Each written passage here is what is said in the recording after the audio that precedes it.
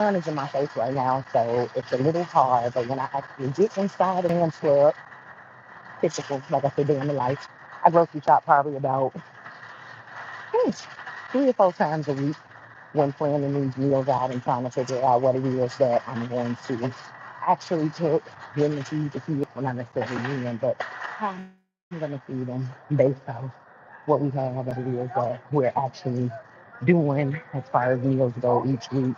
I try to compare something that's already in the house and pull up the whole thing. Like we stay with chicken on the regular, so I'm always like, oh, what goes with chicken? What pasta? What vegetable? Rice? Stuff like that. But what I really wanted to focus on today, as far as a day in the life kind of goes, is sorry, I have to see how many people was over at the snack shop because I have to always give me an icy when I come to Sam's Club. Like, what's the point of being a member if you don't get an icy? But anyway, so I really wanted to focus in on mental health. Like, most of y'all know that really know me. I'm trying to see if I can seatbelt my phone, right? There we go. Most of y'all know that really know me how important mental health is. Those that are close to me, you've been on the they know my life regularly. Deficit hyperamidus. Well, I was right. This was set up myself with OCD because it's actually, and then my own OCD and anxiety. Now, all of these things I don't carry on my own, but I have to carry them. So, one of the biggest things that I deal with on a day to day basis is being a single mom to 3 kids, uh, ages 17, 15, and 2. Large gap, large things in between, as far as what each kid needs on a day to day basis. Some people know about the things that I've been through with the oldest, as far as his behavior and more or less just wanting to be grown before his time. But what a lot of people don't really know about is the things that I deal with my middle son. Um, and I also want to share this not just because of the mental health part of things, but because I lost a lot of people that I felt like I never should have lost when going through the things that I went through with my kids, who stay there for me, that send memes just to make me laugh, just to check in if they haven't heard from me in a few days, things like that. And that's like no particular order, but Danielle, my sister Candace, I got two Denishas that check on me, that mean the world to me, my friends.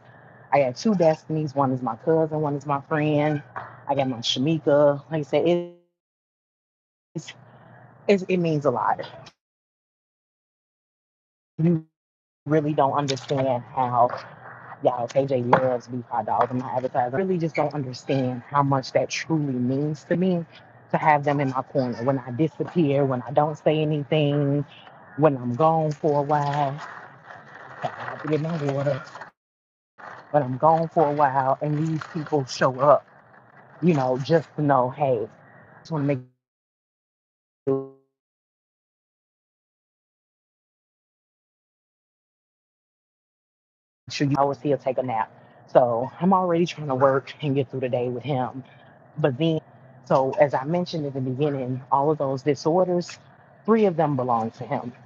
So the oppositional defiance disorder, the ADHD, and the DMDD. And a slight comparison to give you what DMDD is like a junior bipolar disorder to a certain extent. Um, but the way that the reactions and I guess the episodes, things like that, it lasts a little bit longer with the DMDD. So if DJ already wakes up every day, let's say ADHD, unable to focus, right? And then the oppositional defiance disorder, he's kind of always irritated anyway.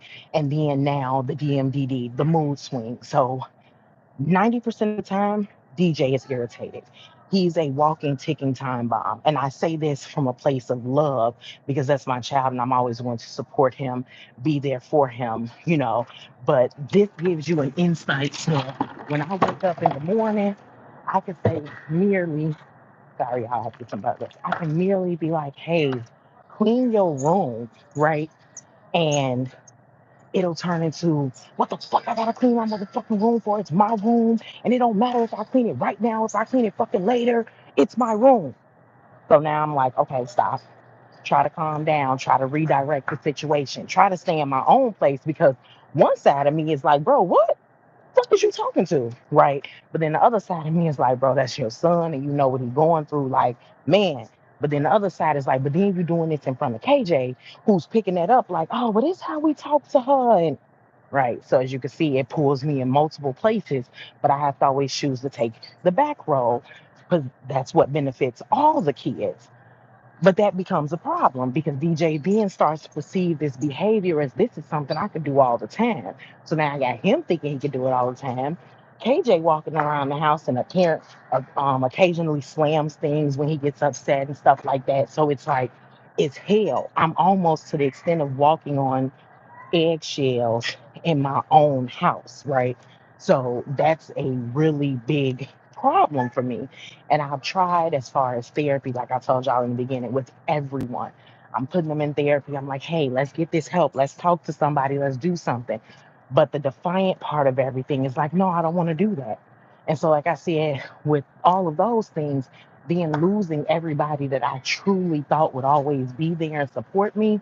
Oh, I can't believe you doing this to your kid, and I can't believe that you let him leave the house and you put him in a mental health hospital. Like, what was I supposed to do? The day he pulled the knife on me, what was I supposed to do? But I'm wrong for seeking out help for him. I was literally told by one of my family members that I was the one who was crazy and I should have been placed in a mental health hospital for trying to help my son. That's the type of shit that I have. And I feel like everybody needs a support system. And people shouldn't be judging people anyway because you've never walked in their shoes. Hello, hello. I'm doing good, Destiny. I'm walking through the Sam's Club trying to remember what I came in here for. I know we having Philly cheesesteaks for dinner, and I needed like the world's biggest bag of French fries because my boys eat like boys. I guess that's the best way to put it. But they human trash cans, if you ask me. But um, But like I said, so losing some of that support that I had is like a really hard thing. And I often talk about my dad, not just because he's deceased, but because that was a rock for me. I could go to my dad about anything, whether he could solve the problem financially, not solve it, just be a listening ear, whether we just go sit at the park and feed the birds and eat and talk shit, like it didn't matter. My dad brought a solution and peace to my life that I have not had in a long time. So that's why I'm often like, just man, if I could just call on my daddy and if I could just get him. And then the fact that the kids don't have a father figure, the two older ones. So that makes it even harder because that's who my dad was for them. Oh, thank you, Destiny. So it's just like, what am I supposed to do? When you call on everybody, sometimes you don't want to talk because y'all know, I'm sure all of y'all have felt with that before too, where it's like, well, I don't want to be a burden. But I'm going to tell you that if you know who's in your life that really feels like you're a burden and who doesn't. And I'm grateful for the people in mine that don't make me feel that way because I can admit I've been an alcoholic before. And that was how I dealt with damn near anything that was going on prior to me not smoking, which has been 4 years now, but I would just be like, shit, let me grab a bottle. Boom, let me pour up real quick. And all right, cool, I can deal with this shit now, to the point where I'm like, okay, I ain't necessarily always drunk, but I ain't got to deal with this moment right now.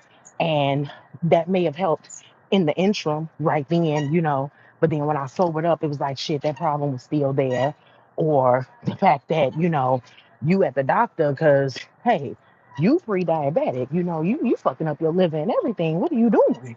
And then the first person that popped in my head, my daddy, like he died from diabetes and kidney failure. So like, he already told you not to do this shit. What is you on? You know what I'm saying? So like I said, that's why I call out on them. But the big thing, like I wanted to focus on with this, is just stop judging people for real, because you really don't know what somebody's going through, and until you really walked in their shoes, shut the fuck up, like for real. Because most of the people that have turned their backs on me could never walk in my shoes. I guarantee you that. On their best day, in their best motherfucking ACG boots, Timberlands, fucking Uggs, whatever they win, they ain't stumping with me. I guarantee it. And like I said, if you have somebody in your life that you feel like you may have judged or you may have turned your back on and you don't really know what was truly going on in their darkest seasons, humble yourself and go and apologize if it was worth it. If it was the type of friendship or family ship that you really needed to maintain, because anybody that know me has always known if I ain't done nothing else, I done went hard for these kids from the moment I found out at 19 and 21 that I was having them, and even harder as life goes on. So imagine being in those shoes. Like I said, you a single parent, you got fucking 17, 15, one kid that been shot, one kid got mental disorders, I got my own mental disorders, then I got this toddler. I'm trying to work, I'm trying to go to school, I'm trying to do it all. And when you ain't got nobody to call on, when it weigh down on you, but then people want to jump down. Well, why did they kill themselves? And why would she have snapped like that? Why would she put her hands on her kids like that? Because all you motherfuckers turned your backs. All y'all did was further push them in the dirt. Like y'all added to that shit. Like, and people don't really understand that how, like I said, a support system is important. We always say you need a village to raise a child. Grown-ups continue to go through shit too. This life don't get easier every fucking day. We hit with some different bullshit every fucking day in different ways for each of us. But yet nobody has the sense of humility. Nobody wants to stop and be like, damn, you need a hug, bro? Like, even if I don't have a solution for you, let me be an ear. Everybody that know me know my door always open. I'm a cook. Bro, you hungry? Come get something to eat. Like, I ain't got nothing else to offer you but a hug and a plate. But I guarantee you, you're going to leave here with your soul fed. You're going to leave here like you feel like you love. You feel me? So it's like I said, that's just part one of what like a day in the life is really like. I'm definitely on my way to get my slushy because, like I said, I refuse to leave Sam's Club without a slushy. And still got to go next door to Walmart for the kid that I have that's a man child that does whatever the hell he wants to do. But let's not forget all the people who turned their back on me for him too. Because they swore up and down I put him out of my house and all of that. Like, the fuck? Be for real. But anyway, yeah, now he needs things because he always runs to his mom, and I'm actually end on that. Like, why would you run to your mama for support if you ain't got the type of mama that supports you? You know what I'm saying? I wouldn't go somewhere and get assistance where I already know the assistance doesn't lie.